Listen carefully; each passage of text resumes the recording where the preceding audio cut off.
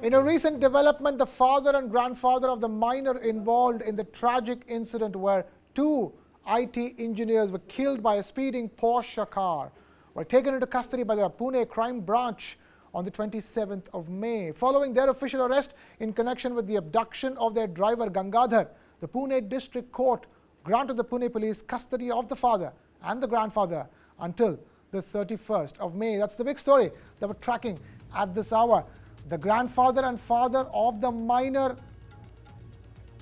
in the Pune Porsche hit and run case are set to be in custody until the 31st of May. Bear in mind, their official arrest was in connection with the abduction of their driver Gangadhar, who claimed he was being threatened to take the blame for the crash. We have my colleague Kiran Tare now joining us live with the latest on that front. Kiran, talk to us. What is the latest that you're picking up? That is, of course, the father, Vishal Agarwal, and his father, the grandfather of the minor. They have been sent to the police custody till 31st of May. This is a big development in the case in a term that it is now establishing that they were trying to pressurize the driver to give a false statement and taking the blame for the accident. Here, the person, Vishal Agarwal, he also tried to mislead the investigation by suggesting that there was a fault in that Porsche car which met with the accident. Fortunately, what has happened that the officials from Porsche company, they have inspected the car, they have inspected whether it was a fault of the driver or whether it was the fault of the machine which led to the accident. They are expected to submit their report soon, probably in a day or two. After that, the picture will be clear. But here, the point is that the Agarwal family is trying to save the minor at any cost. They are trying to mislead the investigation. They are trying to buy the system.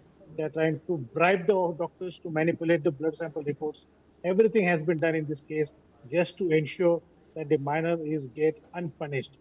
Whether that will be succeed or not, that's a different case. But here, again, another development is that the Medical Council of India, they have announced that it is going to take a decision, they're going to take an action against the doctors who stand accused of manipulation and switching the blood samples so that the minor get benefit of doubt in this particular case. This is a case where everybody who was involved in the investigation has come under the radar of the suspicion as well.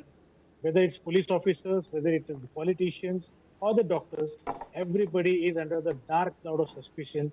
And this is a very big challenge for the Maharashtra government as well to come clean on this front and to establish that, yes, there is a system where the justice could be delivered. But here, Maharashtra government has taken a very silent stand. The government is not taking any proactive action in this case unless and until it is provoked and the government is completely relying on what the police officers are saying. There is nothing happening on the front of the chief minister or his two deputies. Of course, Devendra Fadnavis, the home minister, so he had taken some action and he had gone to the Pune police station where the incident was reported.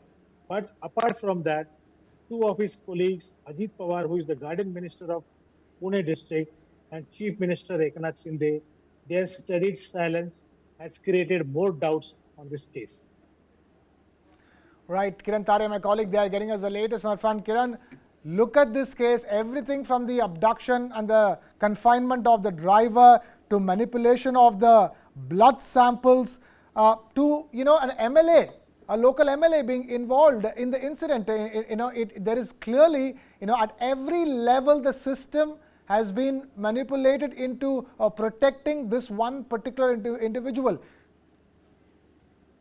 Of course, the role of this particular MLA, his name is Sunil Tingre, and he belongs to the Nationalist Congress Party led by Ajit Pawar.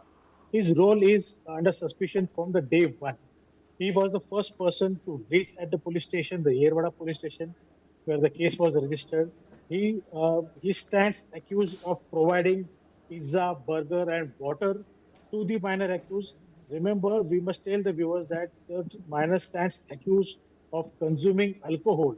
And if someone gives him water to drink and takes him for the medical test after 9 hours, it is highly possible that the alcohol traces are not found in the blood samples. And that is exactly what has happened in this case. The traces of alcohol were not found because the blood sample was switched to with another person. So from here, the MLA's role is under suspicion. He is the same person who had given a recommendation letter to promote and to give additional charge to Dr. Ajay Taure.